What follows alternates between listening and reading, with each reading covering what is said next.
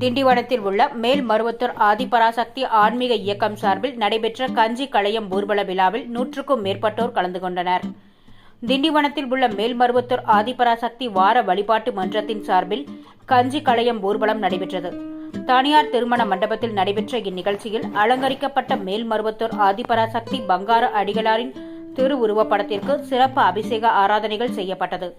இதனைத் தொடர்ந்து கஞ்சி களையும் சுமந்து அக்னி சட்டி ஏந்தியும் 100க்கும் மேற்பட்ட பெண் பக்தர்கள் ஊர்வலமாக சென்றனர். இதில் ஏராளமான பக்தர்கள் சாமி தரிசனம் செய்தனர்.